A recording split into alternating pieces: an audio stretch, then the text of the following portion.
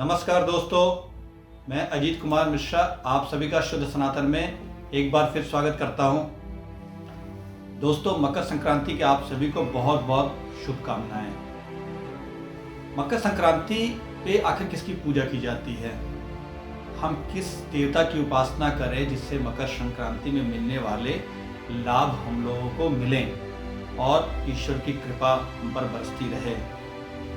कई जगहों पे ये नए साल की शुरुआत के पर्व के रूप में भी मनाया जाता है और कई स्थान पे ये भगवान की सिर्फ आराधना के पर्व के रूप में मनाया जाता है। कई जगह ये किसी बहुत पुरानी कहानी है उसकी स्मृति के रूप में मनाया जाता है।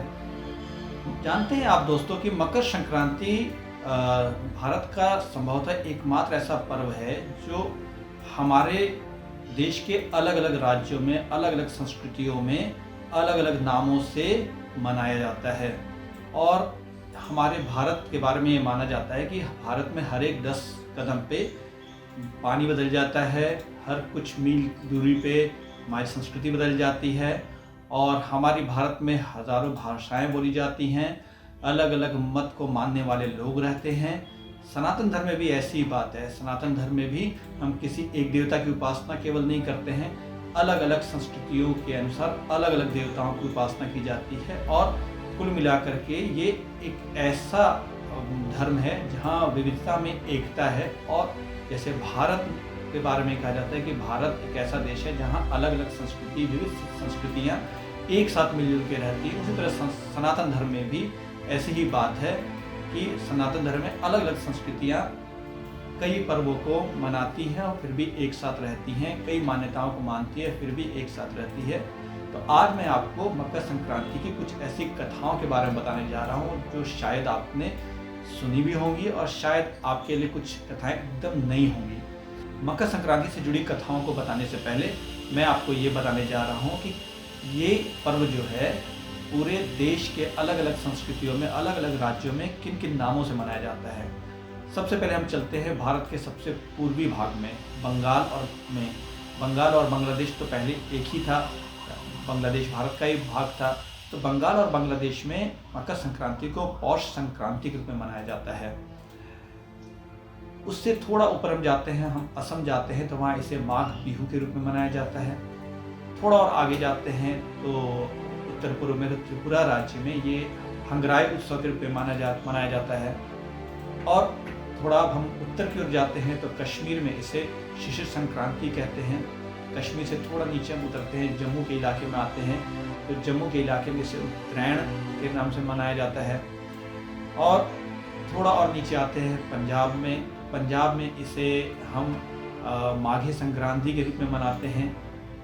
थोड़ा और हम गुजरात की तरफ चलते हैं, गुजरात में इसे उत्तरायणी के नाम से मनाया जाता है। हरियाणा में तो हम जानते हैं इसे संक्रांत कहते हैं, उत्तर प्रदेश में भी इसे मकर संक्रांति कहते हैं, बिहार में इसे संक्रांत कहते हैं, मिथिला में इसे तिल संक्रांति पर्व कहते हैं।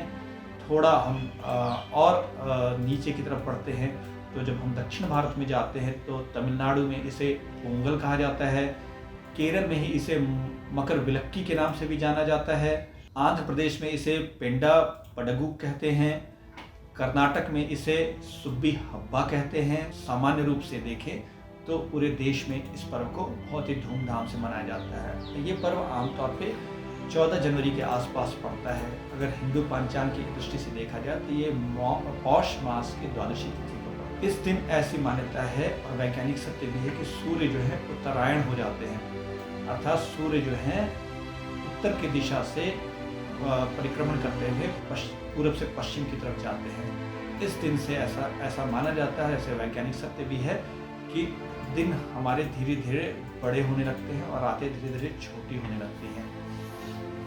हमारे पृथ्वी पे जो है ये क्रम जो है 6 महीने तक चलता है उत्तरायण का, और ये पौष मास से लेकर के आषाढ़ तक रहता है। और इसके बाद आषाढ़ से लेकर के अगले पौष मास तक आने तक जब सूर्य जो दक्षिण दिशा से होकर के पूर्व से पश्चिम की ओर यात्रा करते हैं उसे दक्षिणायन कहते हैं। तो मूलतः हमारे 12 महीनों को 2 अयनों में बांटा गया, उत्तरायण और दक्षिणायन। ये ऐसा क्यों किया गया है? क्योंकि ऐसा माना जाता है कि हमारे जो 12 महीने हैं ना, वो देवलोक के एक 24 घंटे दिन के बराबर होते हैं। जो 6 महीने का उत्तरायण का जो काल होता है, उस समय देवताओं के दिन का काल होता है, और 6 महीने जो दक्षिणायन का काल होता है, ये देवताओं के रात्रि का काल होता है। तो मकर संक्रांति का जो दिन होता है, वो ठीक देवताओं के देवलोक में सुबह होने का वक्त होता है। इस समय देवता लोग जागते हैं, और जागने के बाद वो मनुष्यों की प्रार्थना पे मनुष्य को बहुत सारा आशीर्वाद देते हैं। इसी दिन सूर्य जो है, अगर ज्योतिषी गणनाओं के अनुसार कहें तो सूर्य जो है धनु राशि से निकल करके मकर राशि में प्रवेश करते हैं। इसको लेकर के ज्योतिषीय गणनाओं का एक नया दौर शुरू होता है। इसलिए कई जगह इसे नए वर्ष के रूप में भी मनाया जाता है। इसे अब हम आते हैं कथाओं पे। तो सबसे पहले हम बात करते हैं, जैसा मैंने कहा आपको, कि सूर्य जो हैं उत्तरायण होते हैं और सूर्य धनु राशि को छोड़ करके मकर राशि में प्रवेश करते हैं। तो इसको लेकर के पिता पुत्र की बड़ी अद्भुत कहानी है। सूर्य जो हैं शनिदेव के पिता कहे जाते हैं, और मकर राशि जो है ज्योतिष के अनुसार उस राशि के स्वामी जो होते हैं वो शनिदेव होते हैं। तो ज्योतिषीय गणनाओं के अनुसार सूर्य जब मकर राशि में प्रवेश करते हैं तो एक पिता अपने पुत्र के घर आता है। वैसे हमारे पौराणिक आख्यानों के अनुसार पिता और पुत्र यानी सूर्य और शनि के बीच अनबन रहती है। ऐसा इसलिए क्योंकि शनिदेव को ये लगता था कि उनकी माता छाया के साथ उनके पिता सूर्यदेव ने उचित व्यवहार नहीं किया, इसलिए वो अपने पिता से रुष्ट रहते हैं, पिता से नाराज रहते हैं। लेकिन आप जानते हैं पिता तो पिता ही होता है, उसका दिल तो बहुत बड़ा होता है, वो करुणा का सागर होता है। तो बेटा भले ही नाराज हो जाए, पिता तो कभी नाराज नहीं होता। तो पिता सूर्य जो हैं वर्ष में 1 महीने के लिए मकर संक्रांति के जब सूर्य जो है शनि के घर में प्रवेश करते हैं, यानी सूर्य जो है अपने पुत्र के घर में 1 महीने के लिए रहते हैं। तो पिता अपने पुत्र के घर रहते हैं और दोनों मेल जोल के साथ रहते हैं। इसलिए जिन लोगों के घर में सूर्य बहुत मजबूत हैं और शनि उनको पीड़ा दे रहे हैं, उनके लिए ये मास जो होता है बहुत ही मंगलकारी माना जाता है। अब मैं आपको एक दूसरी कथा सुनाता हूँ। ये कथा है, ये कथा भी है एक पूर्वजों के उद्धार करने के लिए एक संतान के द्वारा की गई तपस्या का। इसका संबंध सीधा गंगा जी के अवतरण से जुड़ा हुआ है। वाल्मीकि रामायण में, महाभारत में और कई पौराणिक ग्रंथों में गंगा जी के स्वर्ग से उतरने की कथा आती है। हम सभी जानते हैं कि राजा भगीरथ ने बहुत ही कठिन तपस्या करके गंगा जी को पृथ्वी में उतारने में सफलता प्राप्त की थी। इसकी कथा वाल्मीकि रामायण, महाभारत और अन्य पौराणिक कथाओं में ये है कि इक्ष्वाकु वंश, जिसमें श्री राम आते हैं, इस वंश में इक्ष्वाकु वंश में एक राजा सगर हुए। सगर की एक पत्नी से उनके 60,000 पुत्र थे। राजा सगर ने अश्वमेध यज्ञ किया, और अश्वमेध यज्ञ का जब घोड़ा उन्होंने छोड़ा तो उन्होंने उसकी रक्षा के लिए अपने 60,000 पुत्रों को पीछे लगा दिया। घोड़ा घूमता गया और राजा सगर बड़े प्रतापी थे। तो जैसा जानते हैं कि इंद्र को अपने सिंहासन के छिन जाने का हमेशा खतरा बना रहता है। तो इंद्र को लगा कि कहीं राजा सगर उनकी पद तक तो ना पहुंच जाए, कहीं ऐसा तो ना इंद्र का पद ही छीन ले। उन्होंने अश्वमेध यज्ञ में विघ्न डालने के लिए अश्वमेध यज्ञ के घोड़े को चुरा लिया, और पाताल में कपिल मुनि तपस्या कर रहे थे। कपिल मुनि के बारे में बता दूं, वो भगवान विष्णु के अवतार माने जाते हैं और सांख्य योग के प्रवर्तक भी हैं। तो इंद्र ने कपिल मुनि के आश्रम में उस घोड़े को बांध दिया, जिस समय कपिल मुनि घोर समाधि में लीन थे, तपस्या में लीन थे। राजा सगर के 60,000 पुत्र थे, वो खोजते गए, सारी पृथ्वी का भ्रमण कर लिया, उन्हें कहीं भी घोड़ा नहीं मिला। तो उन्हें लगा शायद पाताल में घोड़ा चला गया हो, कोई लेके चला गया हो। उन्होंने पृथ्वी की खुदाई शुरू की। खोदते उन्होंने इतना बड़ा एरिया बना दिया जिस पे बाद में पानी भरने से समुद्र बना या सागर बना। इसलिए सगर के पुत्रों के नाम पे ही समुद्र को सागर भी कहते हैं। तो जब वो खोद रहे थे, खोदते जब वो पाताल में पहुंचे तो उन्होंने देखा कि कपिल मुनि के आश्रम में ये घोड़ा बंधा हुआ है। अब उन्हें गुस्सा आ गया, उन्हें लगा कि कपिल मुनि ने जो है घोड़ा चुरा लिया है। उन्होंने कपिल मुनि को कटु वचन सुनाने शुरू कर दिए, उनका अपमान शुरू किया। कपिल मुनि बहुत बड़े तपस्वी थे, ईश्वर के अवतार थे, निरपराध भी थे, उनको पता भी नहीं था ये, वो तो तपस्या में लीन थे। उन्हें क्रोध आ गया, उन्होंने सगर के 60,000 पुत्रों को भस्म हो जाने का शाप दे दिया और तत्क्षण उसी समय सगर के 60,000 पुत्र जो थे वो भस्म हो गए। ये बात राजा सगर को पता चली तो राजा सगर की एक पत्नी से एक पुत्र था असमंजस, बड़ा ही अत्याचारी था, तो उसे राजा सगर ने अपने राज्य से निकाल दिया था। तो असमंजस का पुत्र जो था अंशुमान, जो राजा सगर का पौत्र था, उसको उन्होंने कहा कि जाओ और जाकर कपिल मुनि से क्षमा मांगो और घोड़ा लेकर के आओ। तो अंशुमान वो जाता है और अंशुमान जाकर के कपिल मुनि से क्षमा याचना करता है और वो घोड़ा फिर से प्राप्त कर देता है। लेकिन वो बोलता है कि ये हमारे जो ताऊ हैं, हमारे दादा हैं जो 60,000, ये सभी जो है भस्म हो गए हैं, इनकी मुक्ति कैसे होगी, क्योंकि इनकी आत्मा तो तड़पती रहेगी, तृप्त नहीं होगी, मोक्ष नहीं मिलेगा, वो शाप से भस्म हुए।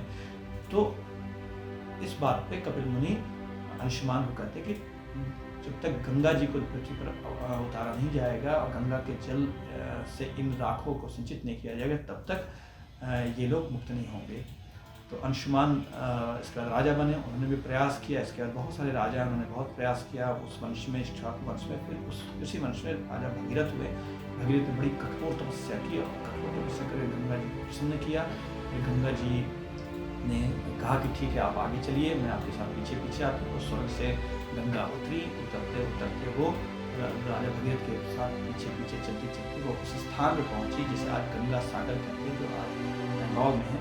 तो गंगा सागर में जहाँ गंगा समुद्र से मिलती, वहीं पे राजा सगर के 60,000 पुत्रों के राख पड़े हुए थे। वहाँ जैसे ही उनका स्पर्श हुआ, राजा सगर के 60,000 पुत्र जो थे वो सभी मुक्त हो गए। और ये दिन, ये जो घटना हुई थी, मकर संक्रांति के दिन हुई थी, इसलिए इस दिन जो है गंगा सागर में बहुत बड़ा मेला लगता है और इस स्मृति में बहुत सारा उत्सव मनाया जाता है और पूरे देश में मकर संक्रांति का उत्सव मनाया जाता है। ये तो एक कथा हुई। एक और कथा है, यमराज के सहयोगी राजा देवता अयरमा है। अयरमा का काम है, वो कोई भी व्यक्ति मृत होता है तो उसकी आत्मा को यमलोक तक ले जाना। एक बार एक राक्षस ने अयरमा को कैद कर लिया। इस वजह से बहुत सारी जो व्यक्ति थे जो मरे, उनकी मृत्यु हुई, उनकी आत्मा भटकने लगी। तो ये चीज़ जो है गंगा जी को देखा नहीं गया। तो गंगा जी ने भगवान विष्णु से प्रार्थना की कि इन सबों को मुक्त कर दीजिए आप चाहें। तो विष्णु जी ने कहा कि ठीक है, तुम जिस मार्ग से भगीरथ के द्वारा लेकर के आई गई थी, उसी मार्ग से मैं तुम्हारे पास आता हूँ। और विष्णु जो है वो गंगा के पीछे पीछे आते हैं और वो हरिद्वार तक आते हैं। और ऐसा माना जाता है कि स्वर्ग वैकुंठ से लेकर के नीचे तक जैसे जैसे विष्णु जी आते गए, सोने की सीढ़ियाँ बनते गए और नीचे आए। तो उन्होंने बोला कि हरिद्वार में कोई भी अगर गंगा स्नान करेगा तो उसके पूर्वजों की आत्माएं जो हैं मुक्त हो जाएंगी आगे से, और जो आत्माएं भटक रही हैं वे उन सभी को भगवान विष्णु ने मुक्त भी कर दिया। और ये भी आशीर्वाद दिया कि जो भी गंगा में स्नान करेगा मकर संक्रांति के दिन, वो और उसके पूर्वज सभी वैकुंठ धाम के अधिकारी होंगे। ये थी देवता अयरमा की कहानी और गंगा जी की कहानी। अब भगवान विष्णु की बात चली है तो मैं आपको बताऊं कि भगवान विष्णु से जुड़ा एक, जिससे भगवान भगवान विष्णु का कौन सा,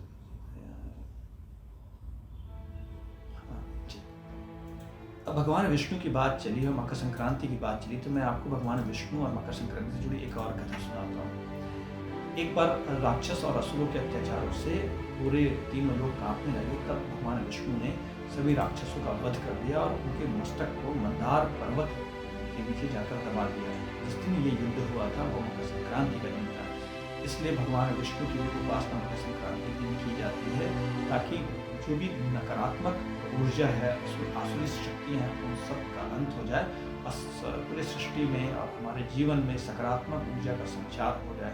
इसलिए मकर संक्रांति के दिन भगवान शिव की पूजा किया। इसलिए मकर संक्रांति के दिन भगवान विष्णु की पूजा की जाती है। भगवान विष्णु के अलावा भगवान शिव का भी मकर संक्रांति से बहुत ही गहरा नाता है। ये भगवान शिव से जो नाता है, ये सुदूर दक्षिण भारत में तमिलनाडु में है और सुदूर उत्तर पूर्व में त्रिपुरा में है। ये दोनों कथाएं मैं आपको सुनाता हूँ। सबसे पहले हम तमिलनाडु चलते हैं। तमिलनाडु में पोंगल मनाया जाता है। हम सभी जानते हैं 3 दिन का पोंगल का पर्व होता है मकर संक्रांति के दौरान। और इसको लेकर के जो कथा है वो बड़ी ही इंटरेस्टिंग है। वो कथा ये है कि जब भगवान शिव ने सृष्टि का निर्माण किया, इस कथा के अनुसार भगवान शिव ने सृष्टि का निर्माण किया तो चारों तरफ उस समय पानी ही पानी था और घास ही घास था। तो भगवान शिव ने एक अंडे को उत्पन्न किया और उस अंडे से कुछ समय बाद एक पुरुष निकला। उस पुरुष का नाम हंगराई था।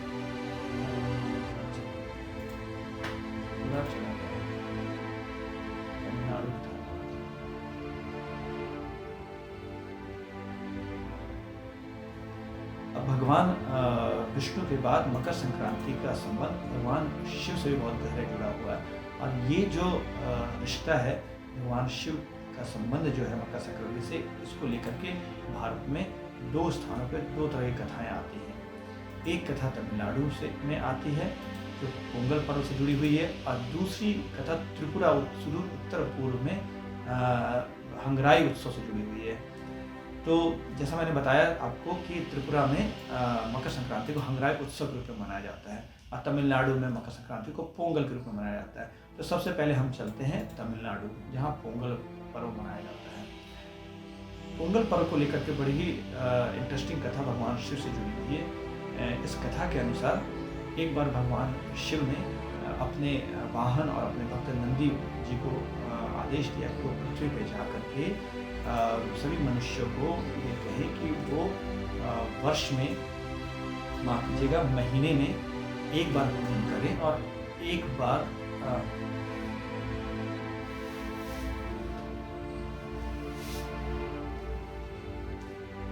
तो चलिए हम तमिलनाडु चलते हैं। तमिलनाडु में पोंगल पर्व मनाया जाता है मकर संक्रांति के अवसर पे, और इसको लेकर के भगवान शिव से जुड़ी एक बड़ी ही अद्भुत कथा है। कथा ये है कि एक बार भगवान शिव ने अपने वाहन और अपने भक्त नंदी को ये आदेश दिया कि पृथ्वी पे जाकर मनुष्यों से ये कहो कि वो महीने में एक बार भोजन करें और प्रतिदिन जो है तेल से स्नान करें, तो उन्हें किसी भी चीज़ की कमी नहीं रहेगी। नंदी पृथ्वी पे आए और वो थोड़े से उलझ से गए, वो थोड़े से कंफ्यूज हो गए। उन्होंने पृथ्वी मनुष्यों को जाकर कहा कि भगवान शिव ने आदेश दिया है कि तुम लोग रोज भोजन करो और महीने में एक दिन तेल से स्नान करो। भगवान शिव को ये पता चला तो बड़े नाराज हुए। उन्होंने नंदी को शाप दे दिया कि अब से तुम पृथ्वी पे ही रहो और इन मनुष्यों को रोज भोजन की जरूरत पड़ेगी, तो इसलिए इनको खेती करनी पड़ेगी। इसलिए तुम्हारे वंशज जो होंगे वो बैल के रूप में हल में जोते जाएंगे। तब से ऐसी प्रथा चली कि बैलों को हलों में जोता जाने लगा। तमिलनाडु में पोंगल 3 दिनों तक मनाया जाता है। पहला दिन जो होता है उसे भोगी पोंगल कहते हैं। ये आमतौर पर परिवार के लोग इस दिन जो है अपने सारे पुराने कपड़ों को जलाते हैं, सारे पुराने वस्तुओं को जलाते हैं और नई शुरुआत करते हैं। और साथ ही साथ अपने घर के छतों पे या घरों में नीम के पत्ते रखते हैं ताकि नकारात्मक ऊर्जा ना आए और पूरे वर्ष पर पॉजिटिविटी बनी रहे, सकारात्मक ऊर्जा घर में बनी रहे। दूसरा दिन जो होता है वो सूर्य पोंगल के नाम से जाना जाता है, जिसे थाई पोंगल भी कहते हैं या नॉर्मली पोंगल भी कहते हैं।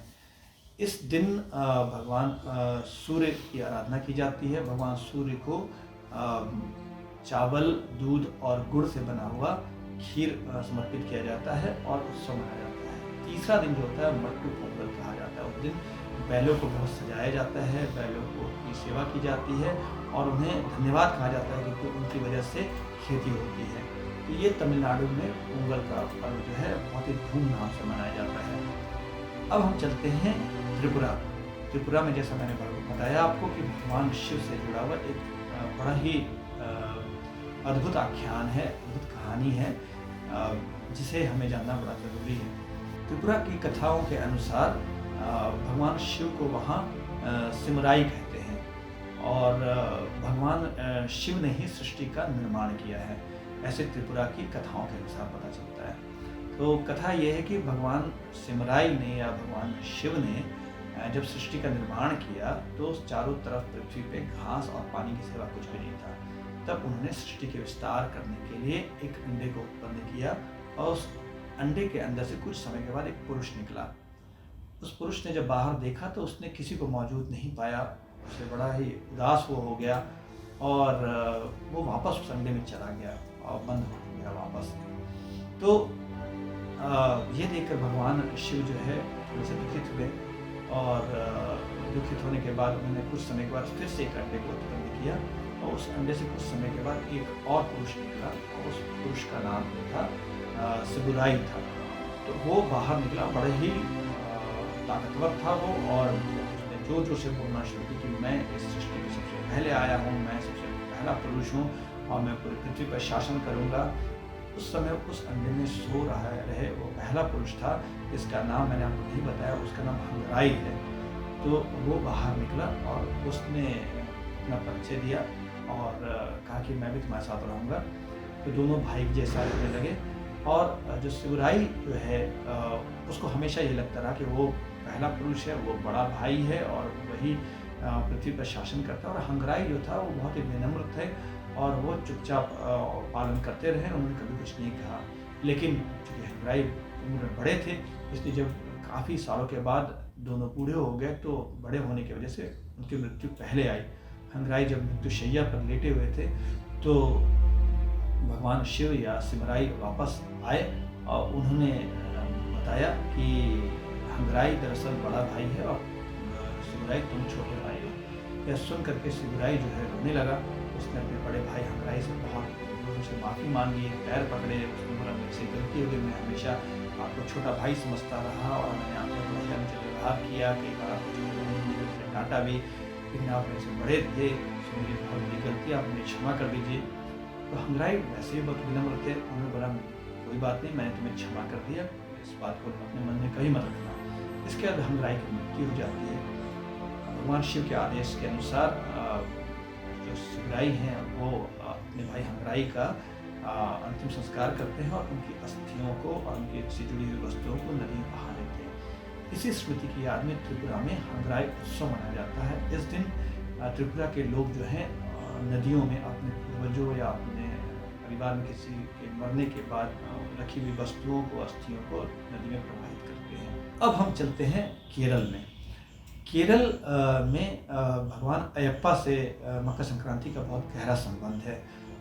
मकर संक्रांति को केरल में मकर विलक्की भी कहते हैं और मकर ज्योति भी कहते हैं। और सबरीमाला जो मंदिर है, जो विश्व में प्रसिद्ध मंदिर भगवान अयप्पा का है, जिसको लेकर बहुत बड़े आंदोलन भी चल रहे हैं आज के समय में, उस मंदिर के निर्माण से मकर संक्रांति का बहुत गहरा संबंध है। दक्षिण भारत की कथाओं के अनुसार भगवान अयप्पा जो हैं वो भगवान शिव और विष्णु दोनों के पुत्र हैं। ऐसी कथा है कि जब भस्मासुर जो राक्षस था उसको मारने में भगवान शिव को मुश्किल होने लगी, क्योंकि उन्होंने वरदान दे दिया था कि तुम जिसे के ऊपर भी हाथ रखोगे वो भस्म हो जाएगा। और जो भस्मासुर था वो भगवान शिव के ऊपर ही हाथ रखने के लिए दौड़ पड़ा था। तो भगवान विष्णु ने मोहिनी का रूप धारण किया था। मोहिनी का रूप धारण किया था तो उन्होंने नृत्य करके भस्मासुर को मोहित कर दिया और भस्मासुर ने अपने सिर पे ही हाथ रख दिया और वो भस्म हो गया था। भस्मासुर का एक भाई था, उसने पहले तपस्या की थी और उसने तपस्या करने के बाद ये वरदान मांगा था कि मेरी मृत्यु भगवान शिव और विष्णु के बेटे से हो। अब भगवान विष्णु भी पुरुष और शिव भी पुरुष, दो पुरुषों से संतान कैसे पैदा हो सके, ये संभव नहीं था। लेकिन यही कार्य कारण का सिद्धांत है, यही सनातन धर्म की विशेषता है। तो जब भगवान विष्णु ने मोहिनी का रूप धारण किया तो भगवान शिव से उनका विवाह हुआ, उनसे अयप्पा भगवान का जन्म हुआ। अयप्पा भगवान दक्षिण भारत की मान्यता अनुसार शिव और विष्णु दोनों के मेल से बने, इसलिए वो शिव और विष्णु से भी ज़्यादा शक्तिशाली हैं। भगवान अयप्पा के जन्म के बाद मोहिनी देवी ने उनको केरल के पांड्य राज में छोड़ दिया। तो वहाँ पांड्य राजा जो राजशेखर थे वो निसंतान थे, उन्होंने अयप्पा को अपना गोद ले लिया और उनका लालन पालन करने लगी और उनकी रानी ने भी उन्हें अपना लिया और उनका लालन पालन करने लगी। कुछ समय के बाद रानी को एक संतान की प्राप्ति हुई। इसके बाद उन्हें ये लगने लगा कि मेरा बेटा जो है कहीं ऐसा ना हो कि राजा ना बन सके और अयप्पा को राजशेखर राजा बना दे। तो वो अयप्पा के साथ सौतेला व्यवहार करने लगी और कई बार उन्हें मारने का प्रयास भी करने लगी। एक बार रानी ने यह ढोंग किया कि वो बहुत बीमार है, तो अयप्पा ने अपनी माँ से पूछा कि बताइए मैं आपकी क्या सेवा कर सकता हूँ, आपकी तबीयत कैसे ठीक हो सकती है। तो रानी ने बोला कि जंगल में एक बाघिन रहती है, उसका दूध लेकर के आप तुम मुझे पिला दोगे तो मैं ठीक हो जाऊँगी। रानी ये जानती थी कि जंगल में जो बाघिन वो एक महिषी नाम की राक्षसी है और उन्हें जानबूझकर भेजा था ताकि वो बाघिन अयप्पा को मार डाले। अयप्पा तो ईश्वर क्या अवतार थे, ईश्वर के पुत्र थे। अयप्पा जंगल में गया, उस बाघिन के ऊपर सवारी करके वो रानी के पास आ गए। उन्होंने ये बात जब जैसे ही रानी ने देखा वो आश्चर्यचकित हो गई, जान ली कि अयप्पा कोई साधारण ईश्वर नहीं है, ये बहुत महान ईश्वर है। उन्होंने क्षमा मांगी, लेकिन अयप्पा का मन जो है हट चुका था। उन्होंने अपने पिता राजशेखर को पांडे को बोला कि मेरे लिए एक मंदिर बनवा दीजिए और मैं अब राज्य में नहीं रहना चाहता हूँ। तो अयप्पा ने अपने बाण से धनुष पे चढ़ा करके अपने बाण को मारा, तो जिस स्थान पे वो गिरा उस स्थान पे आज सबरीमाला मंदिर स्थित है। वहाँ राजशेखर पांडे राजा ने एक विशाल भव्य मंदिर का निर्माण किया और केरल की मान्यता है कि स्वयं भगवान परशुराम ने आकर के मूर्तिकार के रूप में कार्य किया और अयप्पा की एक बहुत अद्भुत सी मूर्ति बनाई। जिस दिन वह मूर्ति की स्थापना हुई, जिस दिन मंदिर का उद्घाटन हुआ, वो दिन मकर संक्रांति का दिन था। उस दिन जैसे मूर्ति की स्थापना हुई, अयप्पा एक ज्योति के रूप में परिवर्तित हो गया और धीरे धीरे वो ज्योति मूर्ति में समा करके फिर उससे निकल के धीरे धीरे उस अपने लोक में चली गई। ये सारी घटना मकर संक्रांति के दिन हुई, इसीलिए केरल में से मकर ज्योति के रूप में पर्व को मनाया जाता है। बहुत ही धूमधाम से मनाया जाता है, बहुत श्रद्धा विश्वास के साथ मनाया जाता है। इस दिन कोई लोग झूठ नहीं बोलते हैं, वो सारा जीवन बिताते हैं और अयप्पा भगवान की आराधना करते हैं। तो ये भगवान अयप्पा की और मकर संक्रांति से जुड़ी कथा है। एक कथा यमराज से भी जुड़ी हुई है, यमराज को धर्मराज भी कहा जाता है। तो ऐसी मान्यता है कि एक स्त्री गुणवती थी, गुणवती नाम की एक स्त्री थी, जिसने ज़िंदगी में बहुत पूजा पाठ किया, लेकिन वो जब ऊपर गई तो उसके पाप पुण्य का जब हिसाब होने लगा तो यमराज ने बोला कि सब तो ठीक है पर तुम्हें स्वर्ग नहीं मिल सकता है। तो क्यों? तो तुमने सभी की उपासना की लेकिन मेरी उपासना नहीं की। तब से मकर संक्रांति के दिन से यमराज या धर्मराज की कथा की शुरुआत हुई और धर्मराज की कथा पूरे साल भर की जाती है, एक मकर संक्रांति से दूसरे मकर संक्रांति तक। और यमराज ने आशीर्वाद दिया है कि जो भी इस धर्मराज कथा का श्रवण करेगा या धर्मराज कथा को कहेगा उसे कभी भी यमलोक में कष्ट नहीं उठाना पड़ेगा। इसके अलावा पंजाब हम चलते हैं और पंजाब में माघी मेला मनाया जाता है।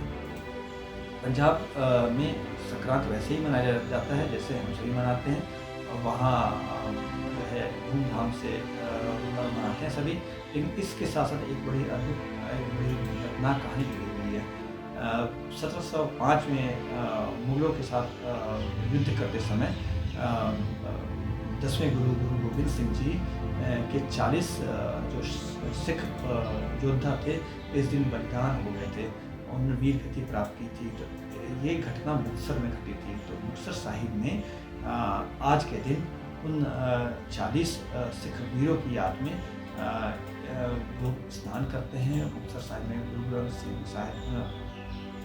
मुक्तसर साहिब में गुरु ग्रंथ साहिब जी का पाठ किया जाता है और सभी लोग उनकी याद में इस दिवस को मनाते हैं। तो दोस्तों देखा आपने कैसे पूरे देश में अलग अलग तरीके से मकर संक्रांति का पर्व मनाया जाता है और मकर संक्रांति से जुड़ी बहुत सारी कथाएं हैं।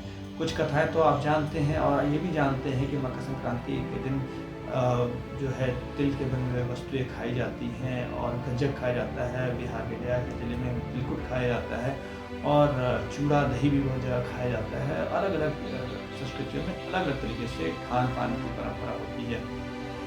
मकर संक्रांति पूरे देश में मनाया जाता है और देश में मनाए जाने के साथ साथ ये संभवतः भारत का एकमात्र राष्ट्रीय पर्व आप कह सकते हैं जो सांस्कृतिक रूप से राष्ट्रीय पर्व है, जिसे कोई भी छोड़ता नहीं है, सभी लोग बड़े धूमधाम से मनाते हैं। तो आज मकर संक्रांति की आप सभी को एक बार फिर से मैं शुभकामनाएं देता हूँ और आज के लिए इतना ही दोस्तों। मैं फिर जल्द ही नए वीडियोस के साथ आऊँगा। अगर आपको शुद्ध सनातन का ये वीडियो पसंद आता है तो आप इसे लाइक कर सकते हैं और अगर आप हमारे चैनल को पसंद करने लगे हैं तो आप इसे सब्सक्राइब भी कर सकते हैं और अगर आप सनातन धर्म से जुड़ी बहुत सारी ऐसी बातों को जानना चाहते हैं जो आपने आज तक नहीं सुनी या आपको शुद्ध रूप से नहीं पता है, तो आप हमारे वेबसाइट www.shuddhsanatan.org पे भी विजिट कर सकते हैं। इसमें आपको बहुत अद्भुत कहानियाँ मिलेंगी। तो मैं आप सभी से विदा लेता हूँ दोस्तों, तब तक के लिए आप सभी को मेरा बहुत बहुत